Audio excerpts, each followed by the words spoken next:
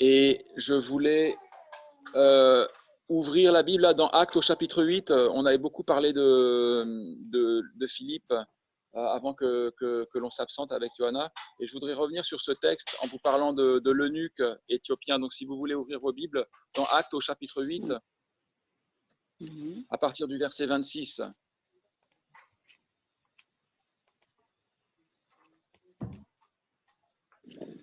Alors nous lisons ceci. Un ange du Seigneur, s'adressant à Philippe, lui dit: Lève-toi et va du côté du Midi, sur le chemin qui descend de Jérusalem à Gaza, celui qui est désert. Il se leva et partit. Et voici un Éthiopien, un eunuque, ministre de Candace, reine d'Éthiopie, et surintendant de tous ses trésors, venu à Jérusalem pour adorer, s'en retournait assis sur son char. Il lisait le prophète Ésaïe. L'Esprit dit à Philippe: Avance et approche-toi de ce char. Philippe accourut et entendit l'Éthiopien qui lisait le prophète Ésaïe. Il lui dit: Comprends-tu ce que tu lis? Il répondit: Comment le pourrais-je si quelqu'un ne me guide? Et il invita Philippe à monter et à s'asseoir avec lui. Le passage de l'Écriture qu'il lisait était celui-ci: Il a été mené comme une brebis à la boucherie, et comme un agneau muet devant celui qui le tond, il n'a point ouvert la bouche. Dans son humiliation, son jugement a été levé, et sa postérité, qui la dépeindra? Car sa vie a été retranchée de la terre. L'eunuque dit à Philippe: Je te prie, de qui le prophète parle-t-il ainsi? Est-ce de lui-même ou de quelqu'un d'autre? Alors Philippe, ouvrant la bouche et commençant par ce passage, lui annonça la bonne nouvelle de Jésus. Comme ils continuaient leur chemin, ils rencontrèrent de l'eau, et l'eunuque dit: Voici de l'eau, qu'est-ce qui empêche que je ne sois baptisé? Philippe dit: Si tu crois de tout ton cœur, cela est possible. L'eunuque répondit: Je crois que Jésus-Christ est le Fils de Dieu. Il fit arrêter le char. Philippe et l'eunuque descendirent tous deux dans l'eau, et Philippe baptisa l'eunuque. Quand ils furent sortis de l'eau, l'Esprit du Seigneur enleva Philippe, et l'eunuque ne le vit plus, tandis que, joyeux, il poursuivait sa route. Philippe se trouva dans Azote, d'où il alla jusqu'à Césarée en évangélisant toutes les villes par lesquelles il passait.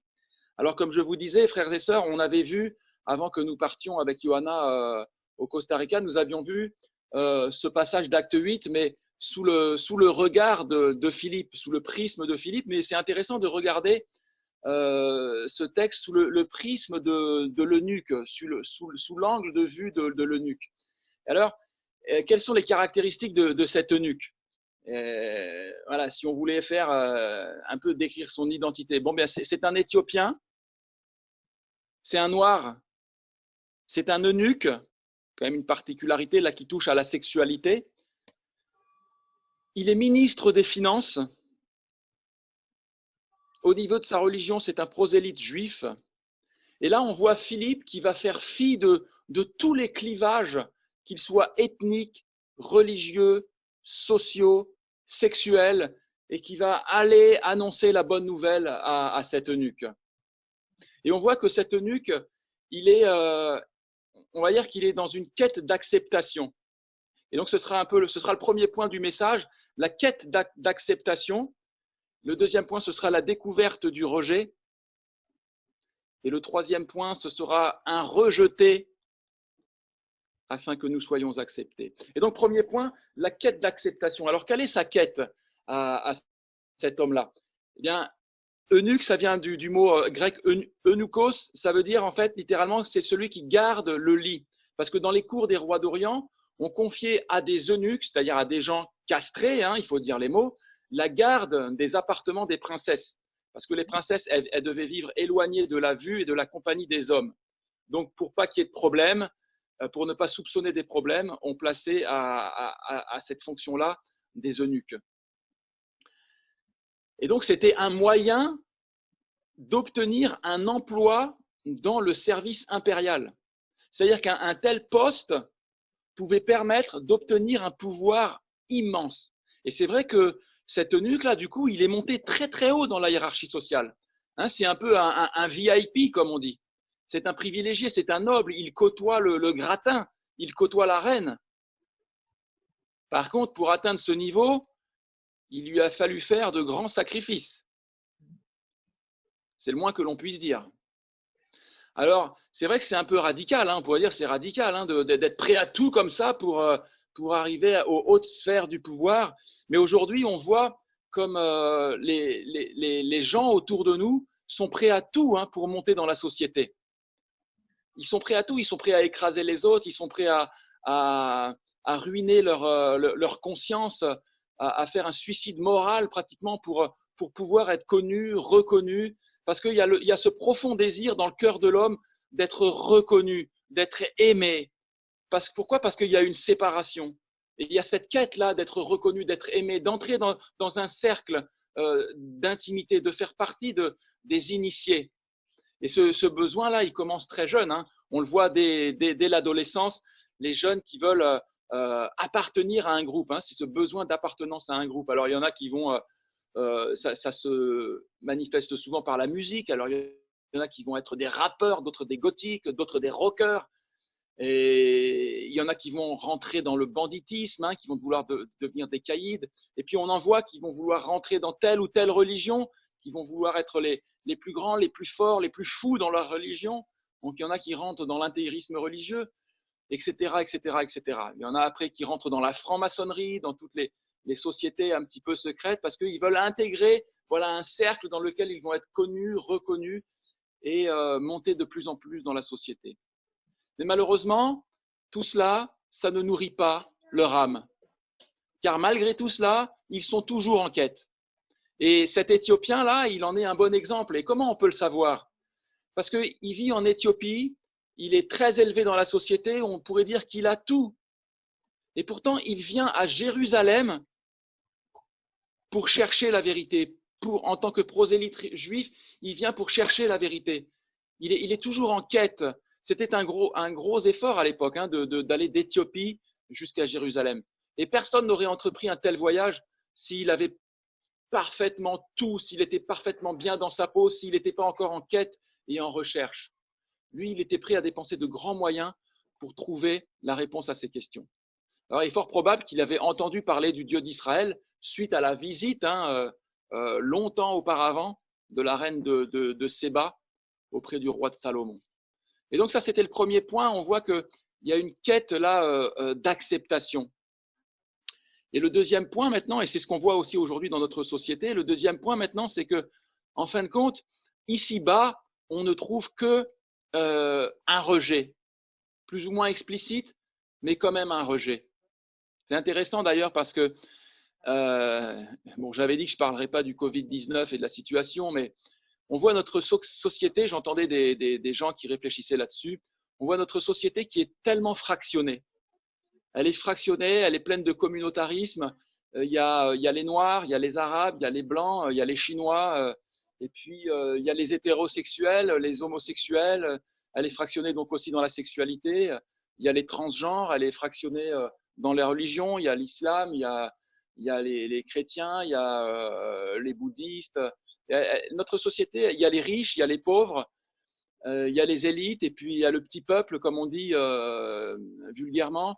Et puis on voit que cette société, elle est tellement fractionnée. Et là, devant le coronavirus, on se rend compte que tout le monde est touché, quelle que soit sa communauté. Et tout d'un coup, c'est l'humanité tout entière qui fait face et qui est une face à cet ennemi qu'est le coronavirus. Alors vous pensez, c'est pas vraiment une solution, hein. Et dès que tout cela va cesser ou s'estomper, si ça cesse bientôt, eh bien les communautarismes et les rejets mutuels et réciproques vont ressortir. Et c'est le deuxième point, hein, là, on cherche l'appartenance à un groupe, mais finalement on découvre le rejet. Et c'est vrai que notre eunuque, là, il a été rejeté quand il est arrivé à Jérusalem. Pourquoi il a été rejeté? Eh bien, parce qu'il avait tout pour être exclu. En Deutéronome, au chapitre 23 et au verset 1, je vous le lis, Deutéronome, chapitre 23, verset 1, écoutez bien ce qui avait été écrit dans la loi mosaïque. Celui qui est eunuque, soit pour avoir été froissé, soit pour avoir été taillé, c'est-à-dire qu'en fait, soit il a eu les parties génitales écrasées, ou soit elles ont été taillées, c'est-à-dire une castration volontaire, chirurgicale, on va dire. Celui qui est eunuque, soit pour avoir été froissé, soit pour avoir été taillé, n'entrera point dans l'assemblée de l'Éternel. Et pourquoi c'était écrit ça dans la loi de Moïse? Parce que c'était une pratique dans les cultes païens, la castration, pour plaire à telle ou telle divinité. Et les Juifs n'auraient jamais accepté un eunuque, en plus éthiopien, comme un des leurs. Et d'ailleurs, dans le temple de Jérusalem, il faut savoir que ce temple, il n'était pas spécialement accueillant quand même pour les gentils. Il y avait une séparation pour les Juifs et pour les non-Juifs, pour les goïms. Il y avait un espace prévu pour eux, pour leur culte, c'était le parvis. Ils restaient sur le parvis, les non-Juifs. Et c'est là d'ailleurs que les vendeurs s'étaient installés pour faire leur business. Bref, il y avait tout un brouhaha. Ce n'était pas l'idéal spirituellement. Et donc, ils restaient toujours quelque peu exclus. Et c'est la même chose aujourd'hui dans notre monde. Quel que soit le cercle que l'on essaie d'atteindre, on rencontrera toujours une exclusion de plus. Parce qu'on découvre toujours que lorsqu'on a atteint les grands niveaux, eh bien, on découvre toujours un cercle encore plus restreint à intégrer. Il y a toujours un cercle dans le cercle. Et c'est sans fin si on cherche ici-bas. Ça me fait penser finalement à moi-même qui était quelqu'un, mais vraiment rempli d'orgueil. Je me rappelle quand j'avais 24 ans, après mes études, je voulais devenir mannequin parce que les mannequins dans les milieux branchés parisiens, ils étaient là, dans les boîtes de nuit, dans les discothèques. Alors les gens les regardaient parce qu'ils étaient censés être beaux, gagner de l'argent. Alors moi, je voulais à tout prix être mannequin. Alors j'ai réussi à devenir mannequin, à intégrer ce milieu-là du mannequinat, de la mode, de l'industrie de la mode. Et puis finalement, je me suis rendu compte que quand j'étais dans ce milieu, il y avait toujours des cercles plus restreints à intégrer. Il y avait ceux vraiment les mannequins qui cartonnaient, qui étaient très connus, qui étaient des top modèles. Et puis il y avait toujours des cercles plus difficiles à atteindre. Toujours des endroits où on essayait de sortir dans les lieux, dans les endroits branchés parisiens, les discothèques, etc. Mais il y avait toujours des soirées plus privées où on n'avait pas accès. Et il y avait une frustration toujours. Et c'est ce que je vous dis, ça c'est une illustration personnelle, mais c'est sans fin quand on cherche ici-bas. Et pourquoi c'est sans fin? Parce que la Bible explique que l'être humain, à cause de son péché, a été exclu de la présence de Dieu, de ce cercle-là d'intimité avec notre Créateur. Et c'est ce qui nous travaille, c'est ce qui travaille toute notre humanité.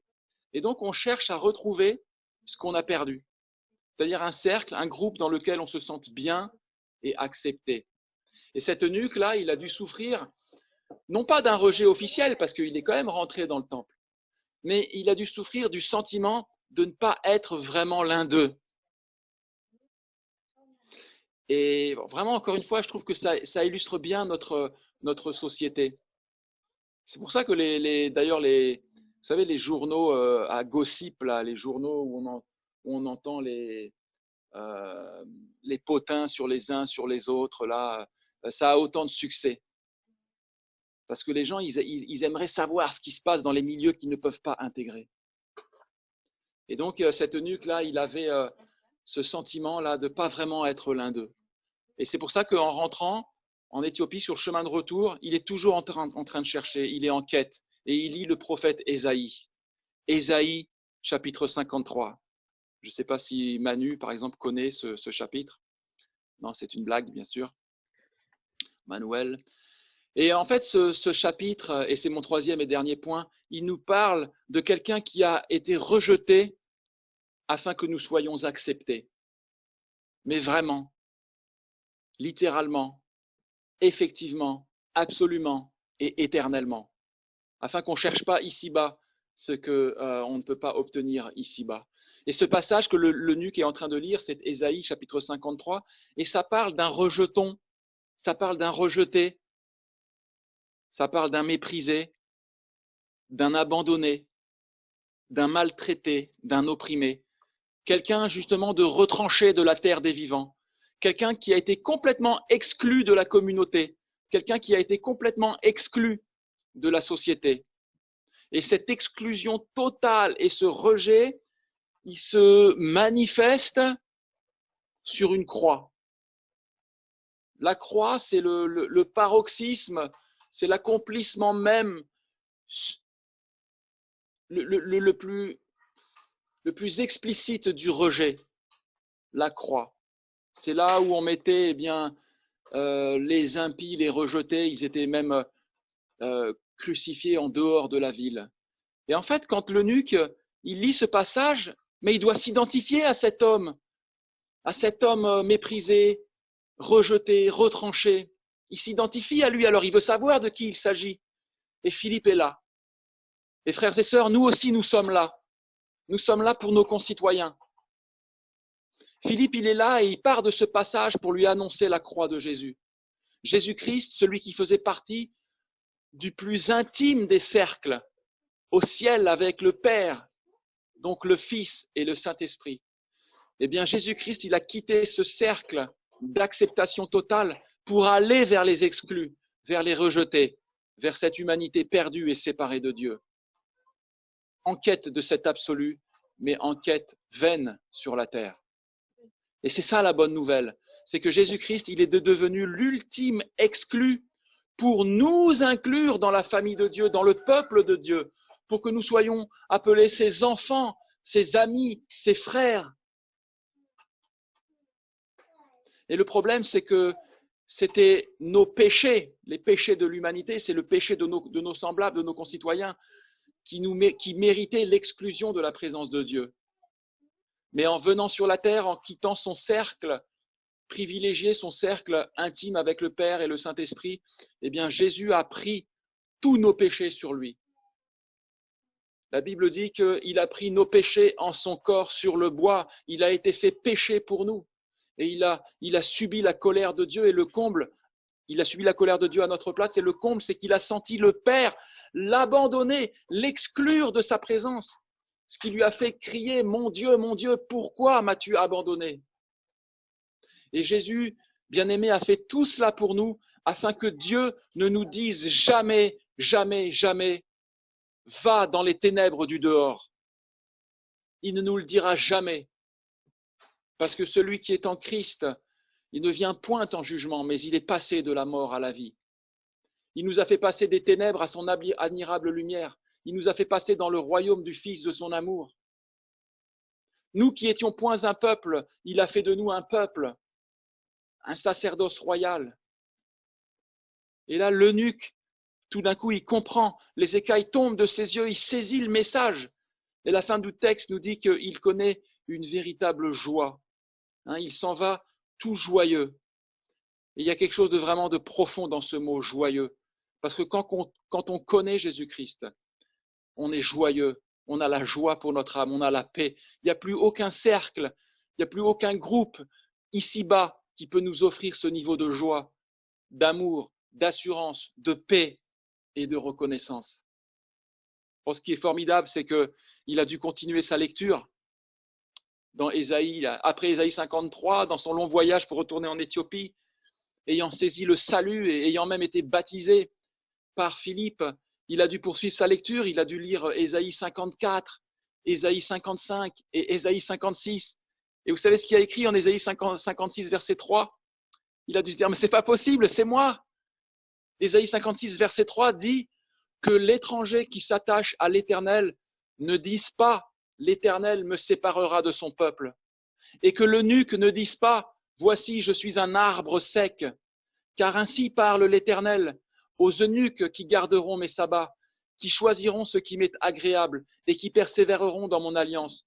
Je donnerai dans ma maison et dans mes murs une place et un nom préférable à des fils et à des filles.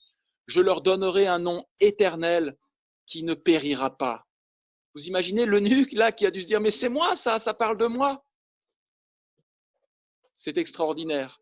Vous savez qu'il y a Irénée de Lyon qui a parlé dans ses écrits de cet Éthiopien. On a retrouvé ses écrits d'Irénée de Lyon qui parle de cet Éthiopien qui serait ensuite devenu missionnaire parmi son peuple en Éthiopie. Et l'Éthiopie, à l'époque, ça s'appelait l'Abyssinie. Et il est permis de croire que cet homme, cet eunuque éthiopien, là, après sa rencontre avec Philippe, une fois rentré dans son pays, il a parlé à d'autres du bonheur qu'il possédait d'avoir rencontré l'agneau de Dieu immolé, d'avoir rencontré Jésus-Christ, le salut en Jésus-Christ, parce que historiquement, on décèle en Abyssinie, donc l'Éthiopie d'alors, les traces du christianisme. non pas seulement du judaïsme, qui avait été importé probablement par la reine de Séba, comme je vous le disais, du temps du roi de Salomon, mais aussi du christianisme, parce que cet Éthiopien, eh bien, quand il est rentré auprès des siens, il a cherché à annoncer cette bonne nouvelle, à annoncer que l'on pouvait être inclus dans le cercle intime de Dieu pour la vie éternelle dans sa gloire et pour l'éternité. Amen. C'est la fin de ce message. Que Dieu vous bénisse.